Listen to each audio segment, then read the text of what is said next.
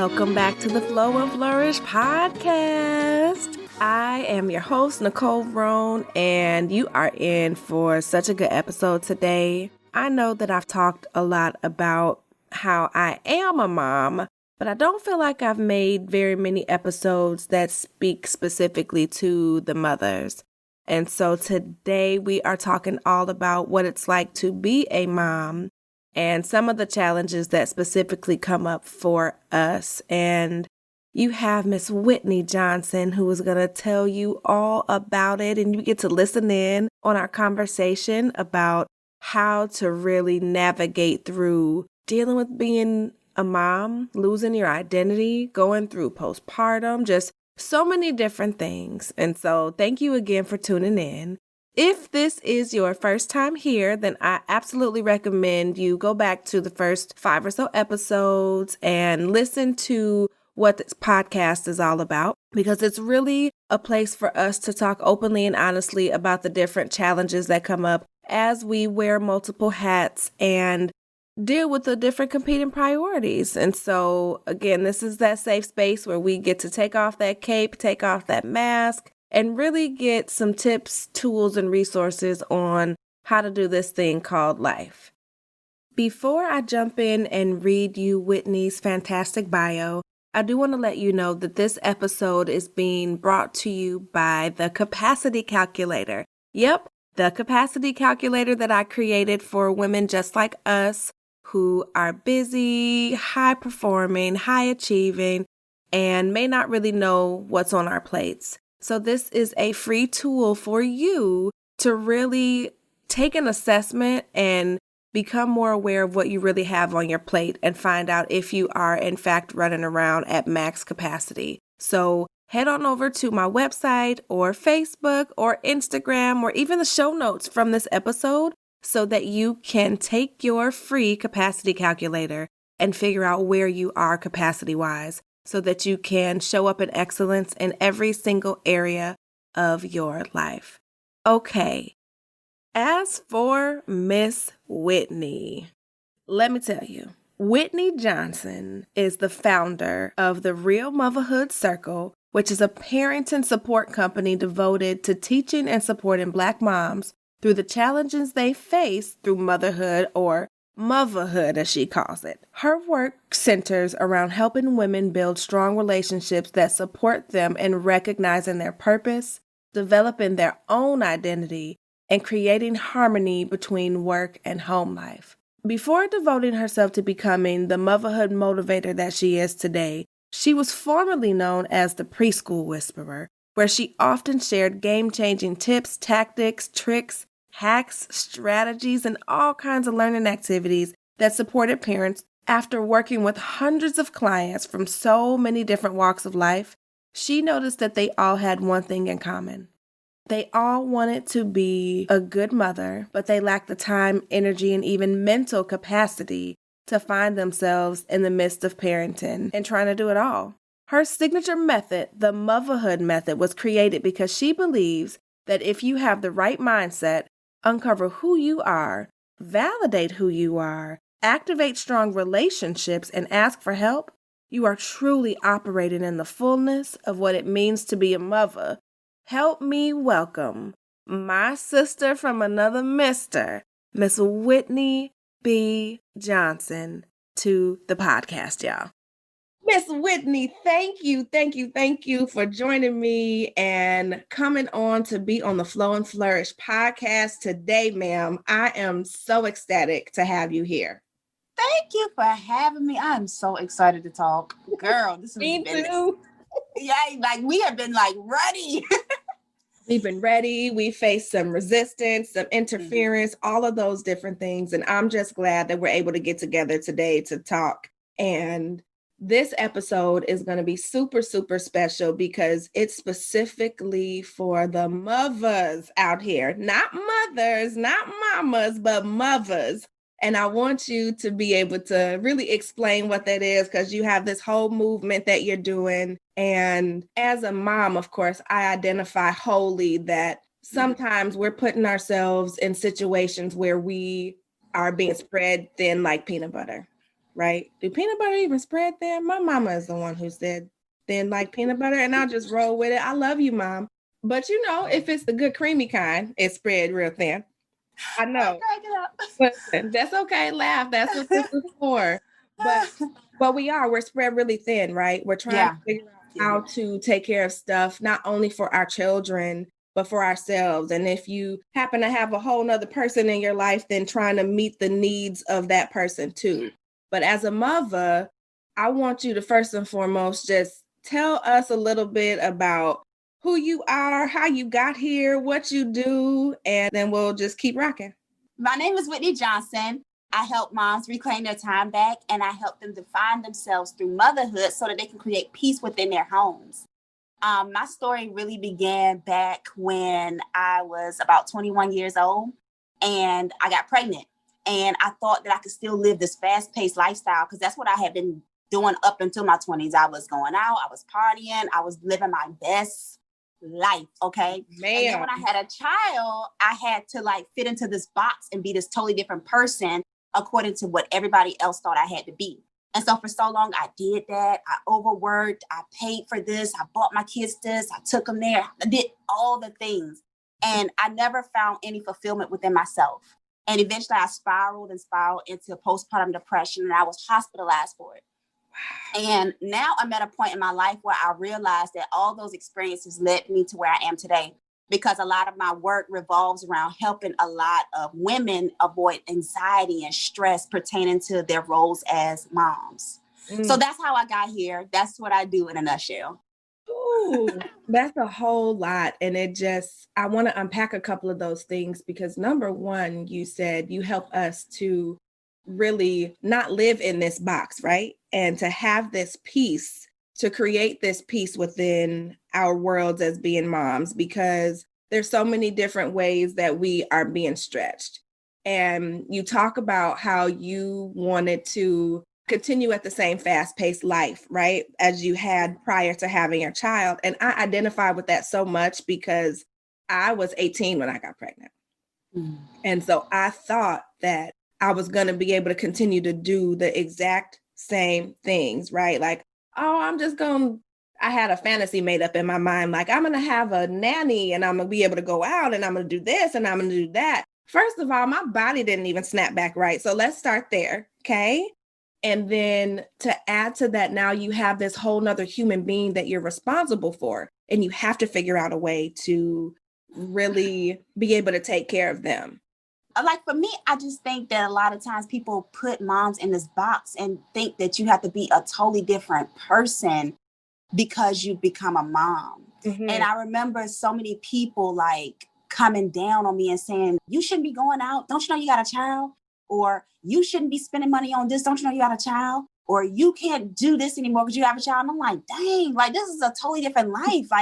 How do I go from somebody who's so fun and loves to have a good time and so full of so much energy and so much life. And then I just become this serious drill sergeant who is so focused on making sure my kids know everything that they need to know that I lose touch of all the stuff that I want to learn, or all the things that I'm interested in, or all the places and experiences that I want to sometimes be a part of.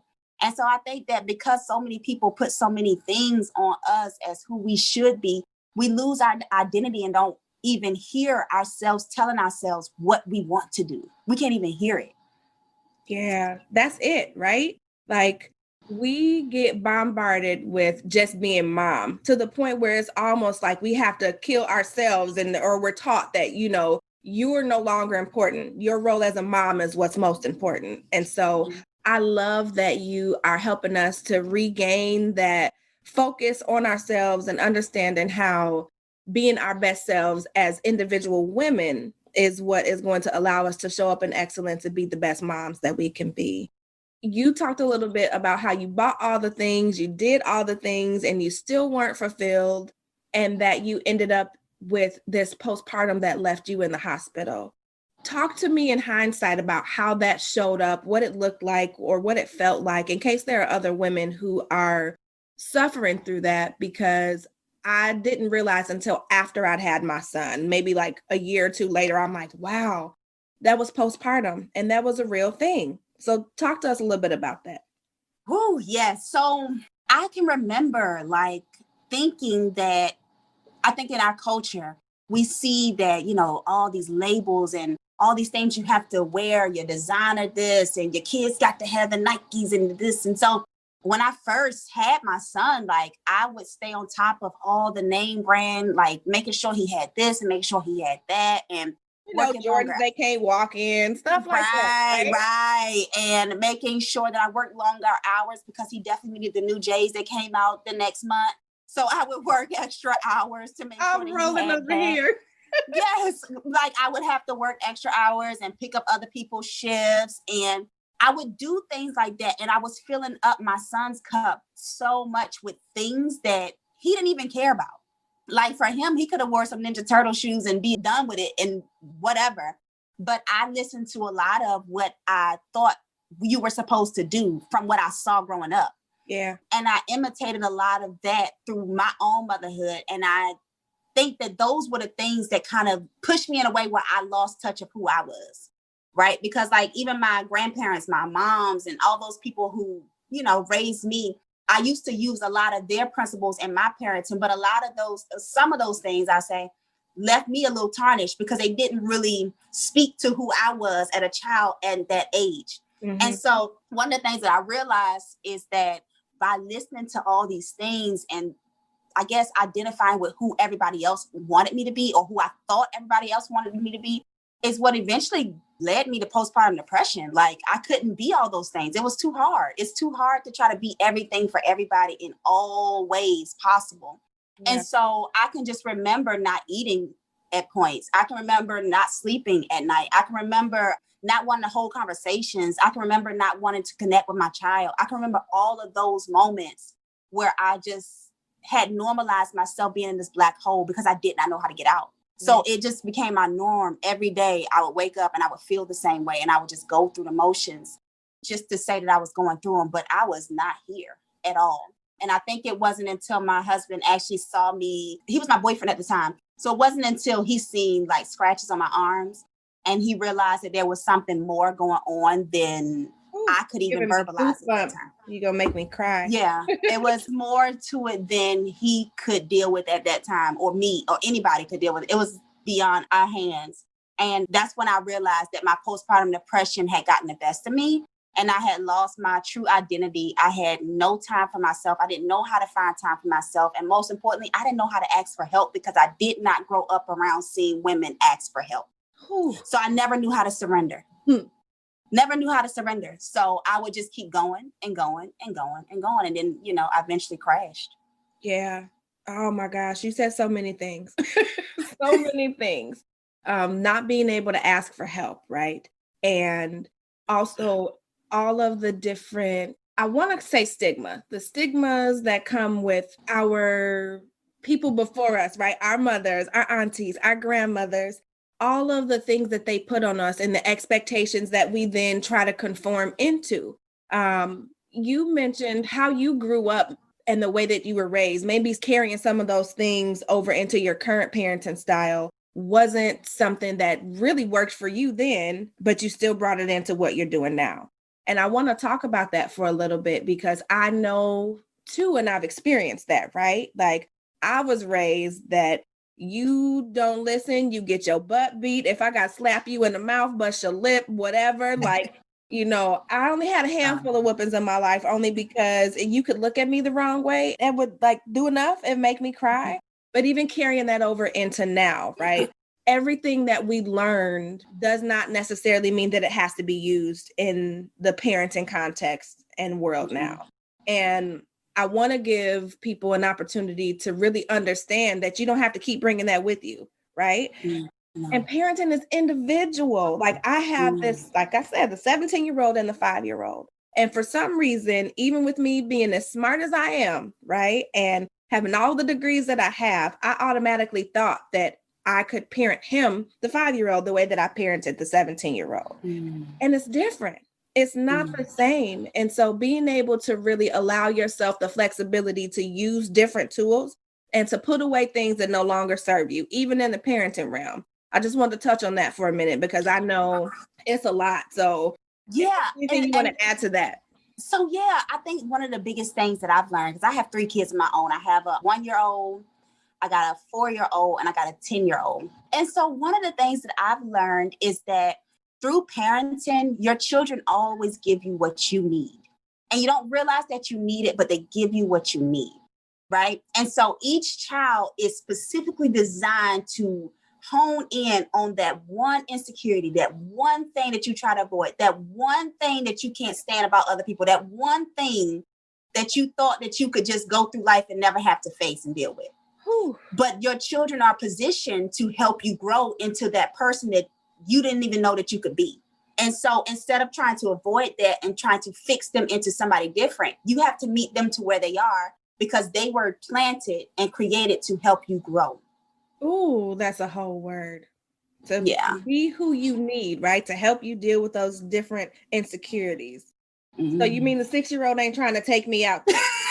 Okay. Yeah, because I think even for myself, right? My daughter, her mouth sometimes is woo, right? Her mouth is crazy. But I can also remember being that mouthy child when I was growing up, and everybody would tell me that I had a smart ass mouth, right? And so I thought that me being able to vocalize and share my opinions and thoughts about things meant that I was being snooty or smart, or it wasn't a good thing, right?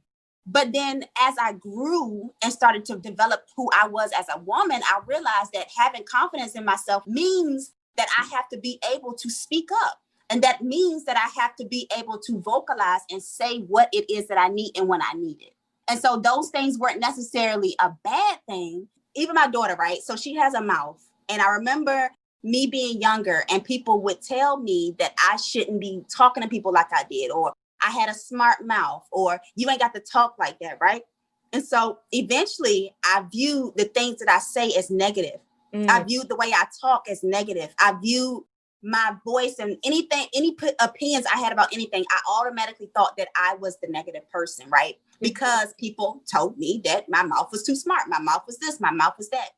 And I eventually realized that as a woman, you have to have confidence within yourself. You have to be able to speak up and vocalize for the things that you want in life. Yeah. And I believe that my daughter is constantly teaching me that.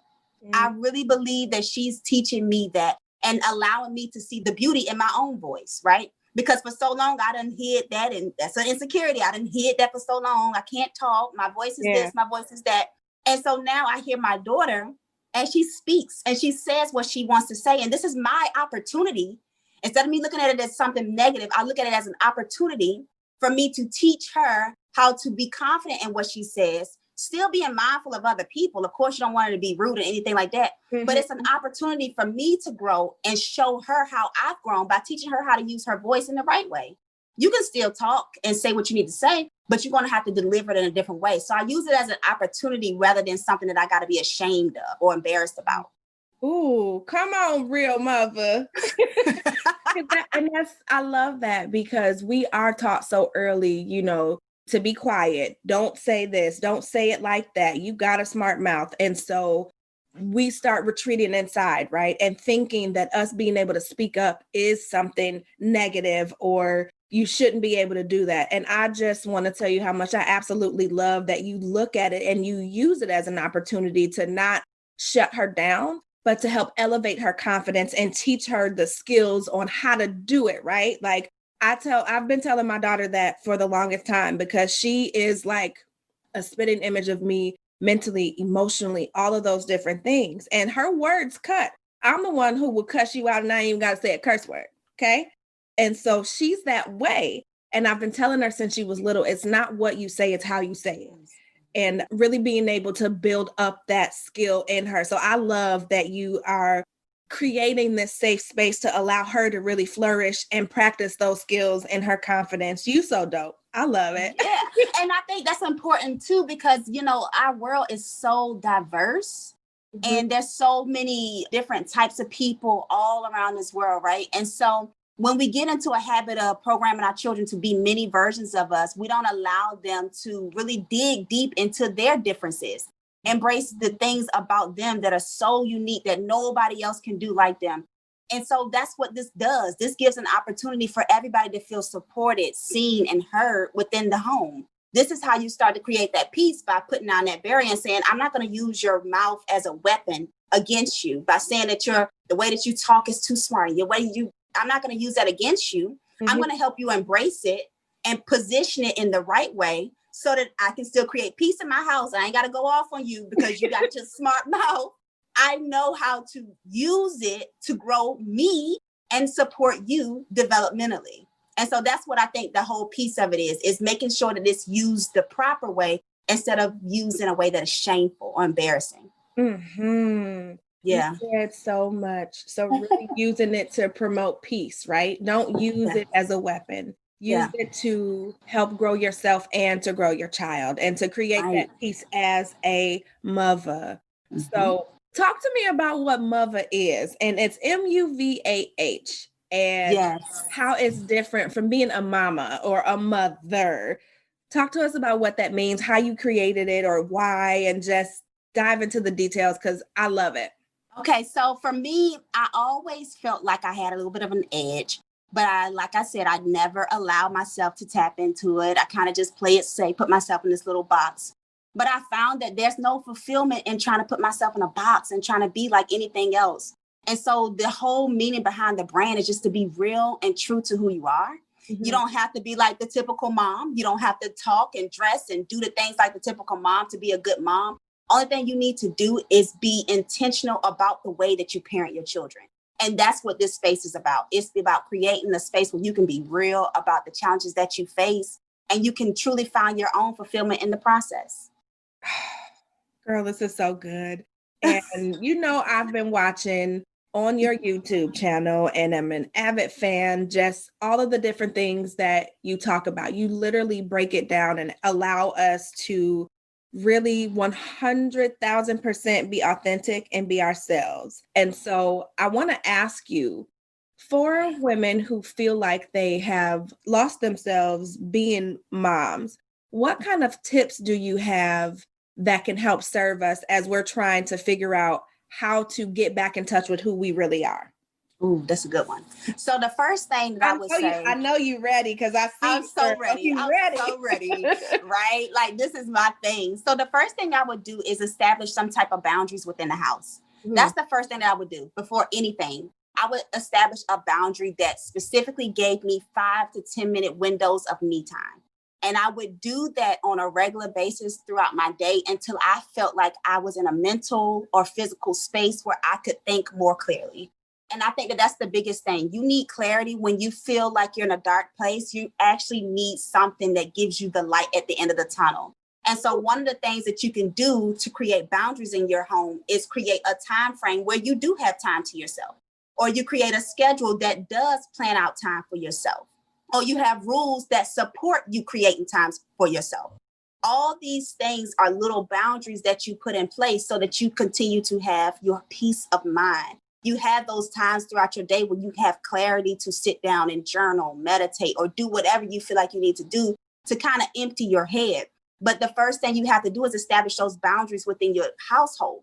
And when you have small children, one of the things that you're going to have to do is you're going to have to show them what boundaries even mean, because they're too young to really understand that concept. They don't understand what boundaries are. They just, like you said, they just come and do whatever they want to do. Like my kids, they used to come into my room early in the morning and just bust in and get in my room. And I'm like, no, because I don't want to start my mornings like that. I'm not effective if I don't start my mornings off quietly with some type of wind down music, journaling, praying. Like I have to do the whole thing, right?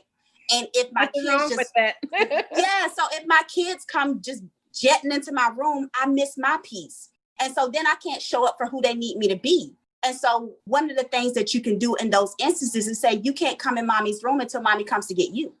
I have to come get you. You don't come get me. I'll come get you. And so what I've done just now is I've created a boundary, but I didn't say, hey, mommy needs her me time. I just created that boundary that says, don't come to mommy. Mommy's going to come to you. Just please be patient. And these are the boundaries that you have to put in place so that you can get more time to yourself, so that you can actually find out what you need and why you need it, so that you can move forward. Listen, you don't even know how much that just blessed me in this instance, because that is something that I literally deal with. Like I told you, I'd be thinking the 6-year-old trying to take me out, right? And so he does. He busts in my room in the morning, and that is what starts my day. And I have to gently and kindly redirect him. But I love that you say put boundaries within your household. And I was texting myself, putting these notes down as you were talking. So I don't want you to think that I'm not paying attention. I'm like, establish boundaries in the house. But no, because that then allows you to, like you said, ease into your day and you're giving yourself what you need. So I love it. And it literally just blessed my whole life. After this call, we going to establish some boundaries. And I love that you say you don't have to sit down and say, well, mommy's setting a boundary. That's not how that works. We don't even do that with grown folks, right? We don't say, look, I'm about to drive. I just don't answer the phone. Exactly. Exactly. I don't want to talk to you. I answer the phone. It's the same thing. And it's just doing it in a way that is impactful for your kids. I love that. Okay. Yeah. So you said setting the boundaries. And what else can we do to really help promote that peace and help get back in touch with ourselves if we feel like we're lost in this world of motherhood? Okay, so the thing about motherhood is it comes with another little person or big person or whatever you want to call it, right? So you're going to set the boundaries for yourself, but then what happens with your kids, right? So one of the things you can do, let's go back to the example we just had a minute ago. The child just bursts into your room and you now have a new boundary in place that says, hey, mommy comes to you, right? So then they're in their room and they're like, so what am I supposed to do? Right? Because you have smaller kids, they're going to be looking around at you like, girl, I'm not staying in this room. What do you mean? I'm not standing here.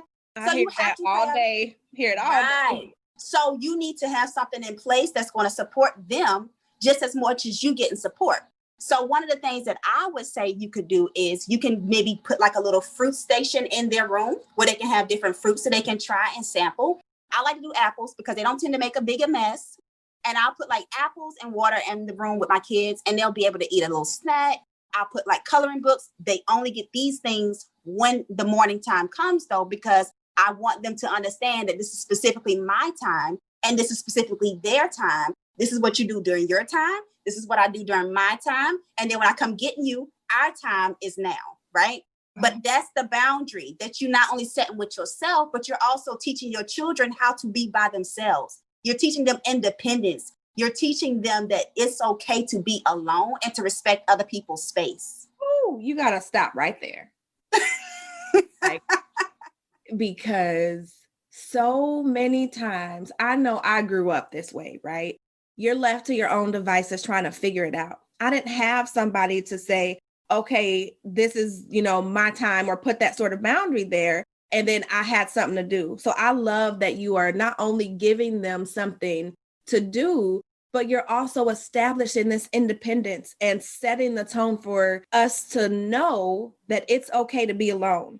Because that's still something, I'm going to be honest, that I struggle with, right? Like I talk all about how, once a month or, every other month, I go and I spend a weekend at a hotel. And I get so excited. I'm so geeked to go and be there by myself. And then I get there and I'm like, I wonder what they're doing. Maybe I should just go home. Maybe I should just go get one of them. And it's because I never knew how to really be alone. And the fact that you're instilling this already, especially in the younger kids, girl, you changing generations. It's so important because, like me, even myself, like I didn't even know how to sit and meditate, right? Because I don't know how to shut my brain off. I always think that there's something that has to be happening. Somebody has to be doing something, right? Because like you, I was born to think that that's what you're supposed to be doing. You got to be doing something. But I think one of the things that we can teach our children is stillness. You don't need an agenda. You don't need anything to do. I don't know what you're about to do. I don't know. And then they give you them eyeballs like, what? Right. But I'm going to give you space to figure that out. I'll give you things to support your curiosity. I'll give you apples that you can try to sample. I'll give you a little sample of some water that you can sample. Maybe you want to write. Here's some coloring materials that you can have. You can set the space up to support their curiosity and exploration, but you don't have to guide them through that. The only thing they need is for you to set the stage, but they don't need you to think for them. So you create the space for them, but you allow them to start thinking and piecing together how they want to do this thing, right? Mm-hmm. Because that's what's going to matter in the long run.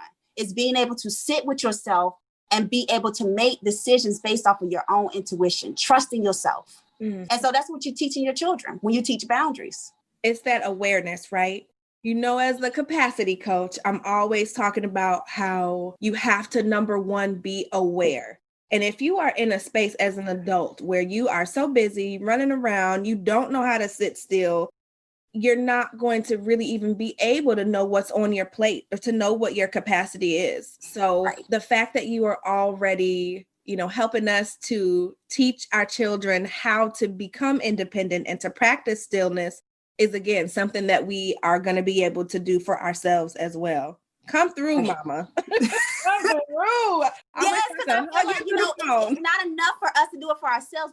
We also got to pass the game on to our kids. We also got to position them to be able to do this too, because the last thing we want our children to grow up thinking that they always have to be doing. You always have to be showing up. You always have to be doing something in your role as mom. You have to be something in your role as wife and this. Like, you always have to be.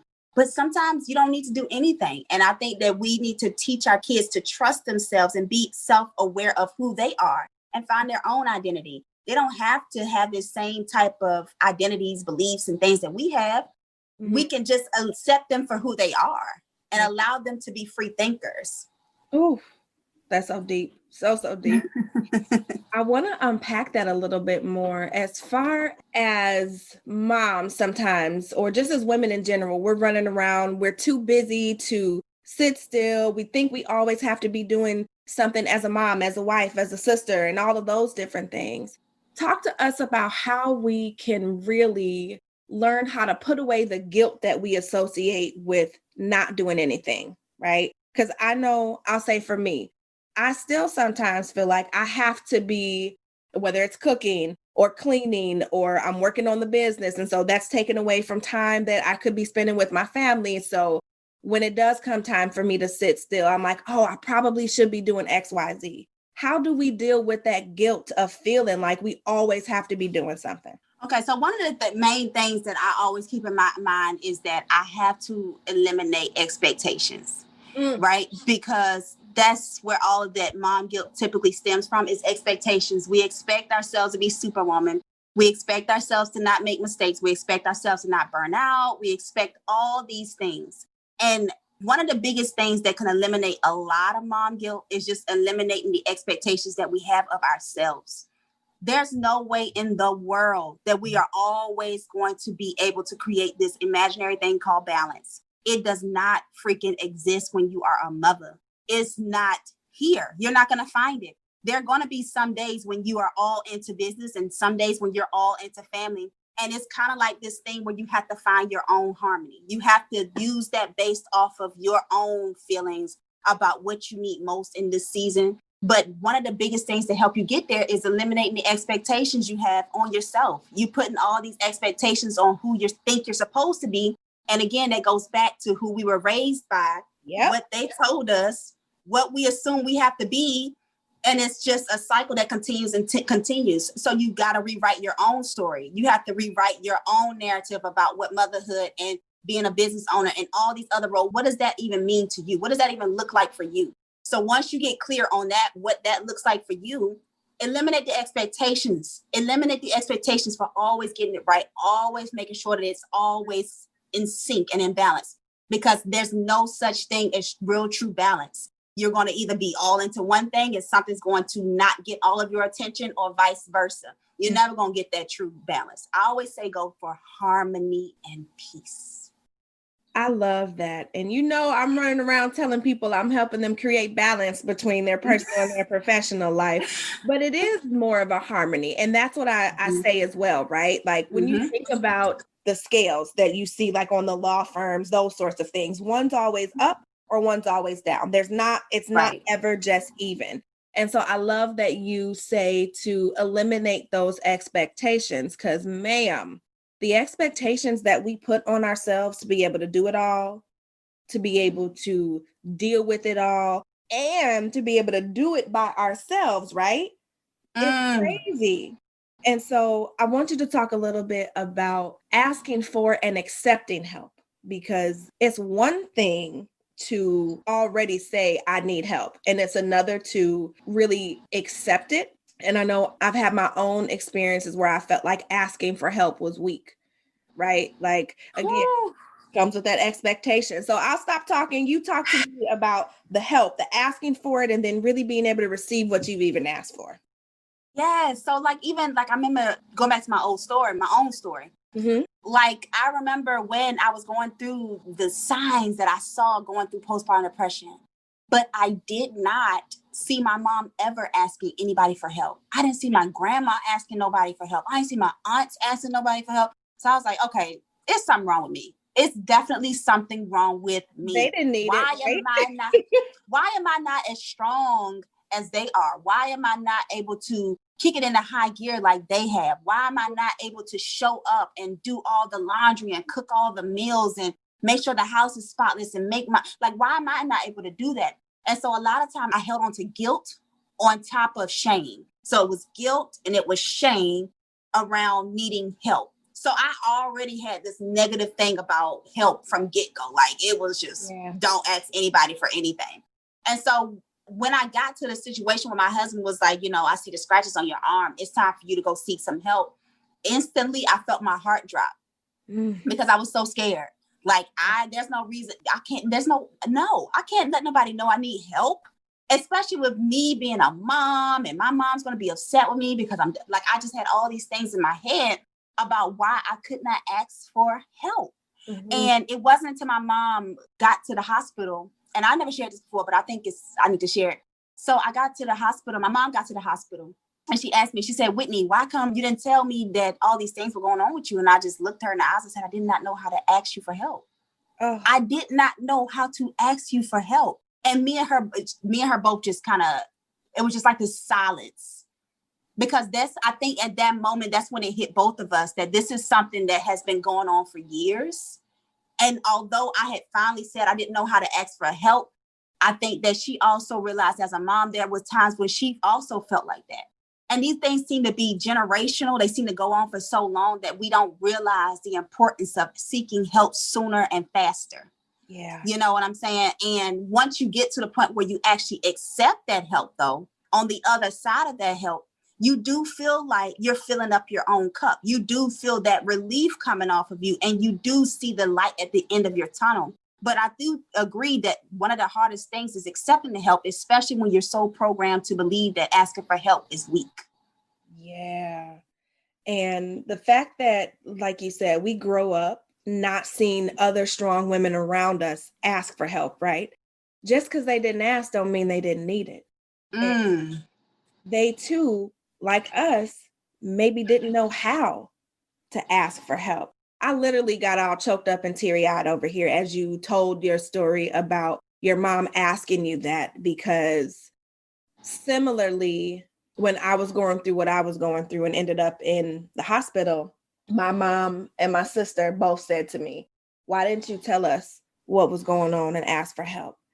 And one of the things that I often hear people say is, I didn't want to burden you. You got enough on your plate, right?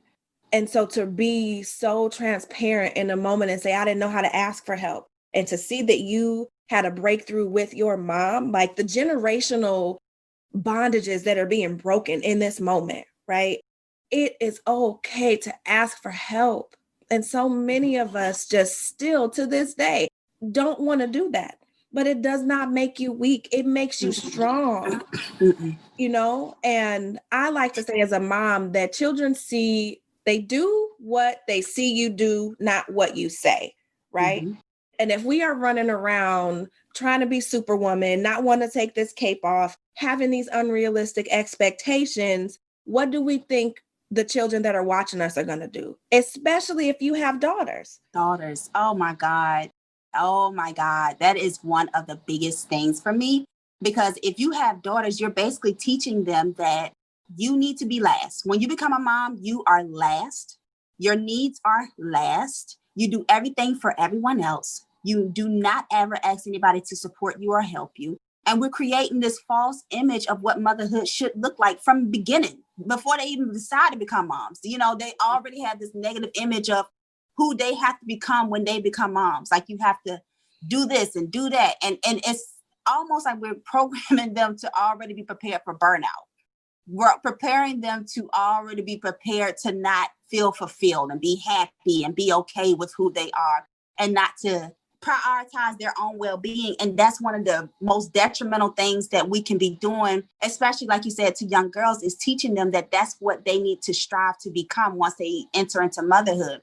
And instead we can create a different image by showing them how we do ask for help, how we do surrender when we're tired, how we do take breaks and take moments. I have timeouts. I have mommy timeouts. Don't ask me nothing. Don't ask me nothing.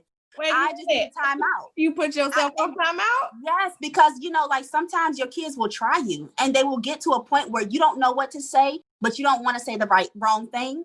So in those moments, I encourage everybody, take your own time out. You don't have to always tell them go somewhere. Sometimes you may need to go and just give yourself a few minutes to regroup so that you can come back effectively and do what you got to do. But I take mommy timeouts all the time.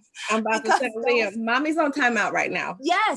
And I tell my kids, and I'm honest with them when I come back from my timeouts, and I tell them it's not that you did something. I need to deal with my emotions. I tell them what's going on with me. I'm dealing with my emotions. It's tough for mommy right now. This is going on. Whatever it is. But you have to be honest. You have to be open. It's okay to share with them that you are going through something tough and you need a space for yourself. Again, we're teaching our children that it's okay to need help and support. And it's okay to take a break when things become overwhelming. One more thing I wanted to say, my daughter, even her now to this day, she has this whole thing about being a big girl. And so I tell her, because, in her mind, she thinks big girls don't need help from anybody. But I don't want her to create that image either. So some of the things that I tell her is that you can be a big girl, but big girls also ask for help. Ooh. Big girls also need help too. Big girls can get help and still be big girls. And this is preparing her to realize that as you grow, you can still get help. As you become bigger, you can still ask for help and you're still a big person. You're still big. You're still matter. You're still significant. And so those types of principles are so important, even at a very, very early age. We have to start.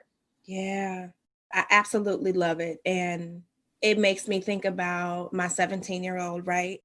Something you said triggered something in me because I remember her telling me, Mom, I run around and I see you give to everybody else. You take care of everybody. You jump in and do everything for everybody. And then I see you so tired and it hurts me that you're so tired. And I was like, okay, I have to fix this because I am literally teaching her to do the same things. And so once I started to implement self-care as a practice, not a one-time thing, because I say that self-care is a lifestyle. Even though she said it was hurting her to see me do that, it was also a shift in our household dynamic when I started to take time for myself, right? Like, okay, so you're going to go stay at a hotel by yourself for 2 days. What about me? Like, what am I supposed to do? Right. And so literally having to teach her through my actions as well, that it's okay to take that time. It's okay to raise your hand and ask for help. Because I was a single mom for so long too, right? It was just me and her. And so she saw me be the I am woman, hear me roar, I don't need nobody, none of that. And now I'm able to, of course, step back and let my husband handle a lot of stuff, right? Thank God. Come on, man. I mean, and to be able, and so as she, of course, is dating and doing all those different things, it's good to sit back and say, hey, you need somebody that can help you with this, that, and the third. And it's not that you can't do it for yourself. It's because help is okay. And then even in our household, right? Like I also witnessed her running around trying to take care of me, trying to take care of her brother. I'm like, that is not your job or your responsibility. Your job is 17 to go to school, to get your life together. You're not my parent. Because I don't know if you have experienced this, but I tend to parent my parents because I feel like it's my job to do that.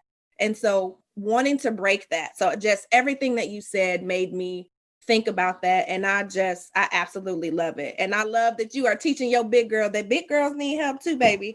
Yeah. And I just think that that's what parents is about. It's about being purposeful and intentional about how we parent our kids, not just going with the flow, like really being intentional about the things that you say, how you show up, what type of values and principles you're teaching them by them watching you. We have to really be intentional about who we're becoming. Yeah. And I love that you said this, because these are the things that I think that we need to share more amongst motherhood, is these challenges and how we find unique ways to overcome them and teach a lesson behind them, because that's the most valuable piece, is the lesson behind it. It's not necessarily what happens. It's about what you learn behind it. And so I love that you said that, because I feel like that's something that doesn't get shared as much, but it's so, so good. Yeah. Oh my gosh. You know, I could sit here and talk to you all day, ma'am. Girl. Good. Before I let you go, I just want to ask you a couple questions that I ask everybody. I first and foremost want to know, if you could go back in time and give your 17-year-old version of you one piece of advice and one piece of advice only, what would it be and why? Slow down. Why I hear about the Valentino in my head, girl? For real, like that would be the main thing for me, is slow down, because like I literally lived life in the fast lane, and I was just putting myself in situations that I didn't need to be in and things along those lines. I'll just say that. Okay. And I think that those were one of the biggest, that particular time in my life was one of the points where I really realized that it's okay to slow down. Yeah. I hope that makes sense. But my 17-year-old self, girl, she need to slow down. She just need to slow down. Ma'am, I asked that because 17 was a pivotal year for me. I graduated high school a year early and was trying to be extra grown, right? Like I was in college on campus at 17 because I felt like I had to. And so I identify so much with that slow down. So you don't even have to explain. And I know we're not the only ones, because that's that age where you like, I'm grown, I can do this, I'm about to do boop, then watch reality hit you. Ma'am, slow down. Repeat. Okay? Yes, because I'm like 17-year-old Whitney. Woo, child. Okay. Girl, we're not even going to talk about her. She need to slow down. She need to slow down. Oh, period. Okay, good. Okay. Since we are on the Flow and Flourish podcast, talk to me about what you do on a daily basis to make sure that you're able to flow and flourish. So one of the main things that I do is I journal and I get out of my head. I have to get out of my head on a regular basis because I'm an overthinker. And so I have to literally have this whole shield of, I don't even know what you want to call it, I guess self-care around me that helps me clear my head. So I go to therapy, I journal, I listen to music, I twerk every now and then. Like I have things. Throw that twerk in there, babe. Listen, twerking is a part of my self-care, okay? Those are some of the things. I need you to put that on the shirt. Put it on the shirt. I'm buying 10 of them. Yes, because like I have to find what works for what really makes me feel good. Like, how do I stay out of my head and keep myself going? And one of the things I do is make sure that I'm in a good mood. How do I get myself up there? Like if I need to be in a good mood, how can I get myself there? Mm-hmm. And so journaling helps me with that. Dancing helps me with that. Other things. I got you. I got you. Listen, I don't know how rated your podcast is. I'm trying to tiptoe around it. Listen. I see you. I saw the eyeballs. There are other things that help us get right. Yeah, I do yoga. I just basically have like a whole defense around me to protect my mind. Because if I don't, then I will easily get off track and lose focus. And that's not okay when I'm in a position where I'm trying to focus on my parenting. I'm trying to focus on where I want to go in life and all these type of things. So I try to make sure that I have things in place that keep my mind focused. It's almost like a whole toolkit, right? Yeah, that's the word I'm looking for. It's like a toolkit. Like I know what to pick and pull from. Some days I'm not going to want to dance. Yep. Right. So then what do you have that's going to back up for that? You know, so you have to have like these things around you that support your growth.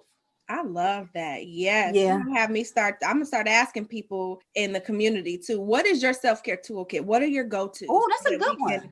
So we can all share different resources, right? Like I never thought about just busting out and twerking, because that does make me feel good, especially when you got a little bit of booty back there, right? Woo, girl, it is it makes you feel so good and liberated, girl. Yes. Oh, okay. I love it. Too much. And then the last question I have for you is, I know we've talked about a whole lot today, but if there is one thing that you want people to walk away from after listening to this podcast? What do you want them to take with them? I want them to realize that parenting is not about being perfect.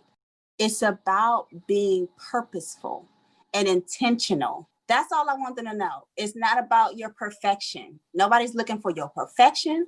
We just want you to be purposeful and intentional about how you show up for your children. That's it. That's all that matters. Down, right? That's all that matters.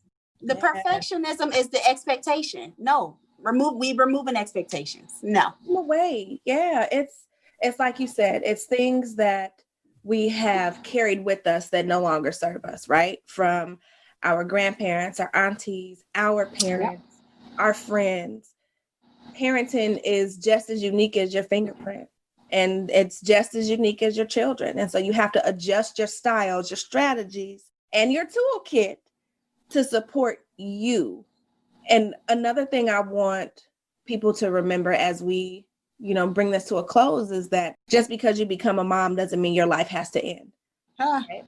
You have to be able to really take care of yourself, to flourish in yourself in order to show up and be the mom that they need you to be. You've dropped so many different nuggets. I cannot wait to put these show notes together and put this out here. Like, this is just amazing. Before I let you go all the way, tell us where we can find you, what you have going on, because you've blessed me. What people may not know is that I've already worked with you. You've been a coach to me on how to get this 6-year-old together, so that he don't just take me smooth out or I don't take him out. So I've had the pleasure of working with you, and I totally recommend so many people to connect with you, especially if they have young children. But talk to everybody else and let us know where we can find you, what you got going on, all of that good stuff. Yeah, so you can find me at the Mother May I podcast. It is on YouTube. It's my YouTube podcast show. It comes out every Wednesday right on the Mother May I podcast on YouTube. So you can find me there. You can also join and connect with us in the Motherhood Circle, which is on Facebook, which is our private community where we also share tips and other things pertaining to parenting that we don't typically talk about on a regular basis. And you can also just follow me on social media. I'm on Instagram at WBH Johnson, and that's it. That's where you can find me. I will most certainly put all of this in the show notes. Do you have any sort of programs or anything that you're coming out with in the new year that we can expect or look forward to? So yes, I do have a membership program that is opening up soon. So make sure that you are following me at WBH Johnson on Instagram so that you can stay up to date when that's released. I think I'm going to give early access to the Motherhood Circle. So you may want to head into there first. Not me. First of all, no, y'all need to go there. Whitney is a whole vibe, y'all. So go there, absolutely join the Motherhood Circle so that you can get access, because I know I want my access to the members because I need it in my life. So yes. Oh, goodness. Yeah, so that's where you can find me, and the membership program will be released soon. So you definitely want to connect and find me there. Okay, good. Well, I thank you again for joining me, giving me your time, providing so much insight to those of us who are struggling to create that balance and harmony between, being a mom and being ourselves. And I just thank you for sharing your story, for all of it. It's been nothing but a delight to have you here on the podcast. And I can't wait to do our live Q&A. Yeah. So listen. Thank you so much for having me. I just felt like I was talking to my homegirl. This was a fun interview. I loved it. Thank you for having me. You are so welcome. Listen, didn't I tell you that this was going to be a really good episode? Whitney dropped so many different gems and left so many different nuggets. And you see, I said, even in the moment, she helped get my whole life together with my 6-year-old that literally burst into my room. So I pray that this episode was super helpful for you and that you are able to implement some of the things that she told us about, such as establishing those boundaries within the house, creating a schedule to really support you, and prioritizing your peace of mind. And all of these things are going to be in the show notes. So again, make sure that you check those out. And I also wanted to let you know that if you have been wanting to figure out how to work with me, I'm happy to announce that I am going to be opening up my group coaching program next year. So in January of 2021, but the only way to really get access to that is to be on my email list. So if you have not joined the email list yet, make sure that you head over to NicoleRoan.com and do so. And if you could also please do me a favor and leave a review for this podcast wherever it is that you listen to, because it really does make a really big difference. And I pray that everybody is staying healthy and enjoying the holidays. And I hope that these episodes throughout December are helping you to really practice self-care. And as moms, we more than anybody really need to be able to do that. So with that, I thank you for taking the time to listen to me. And I love the fact that I'm able to help you and be your capacity coach. And as we close out this year, I pray that I'm able to continue to help you create balance between your personal and professional life without ever having to sacrifice yourself, your family, and what matters most to you. Talk to you soon.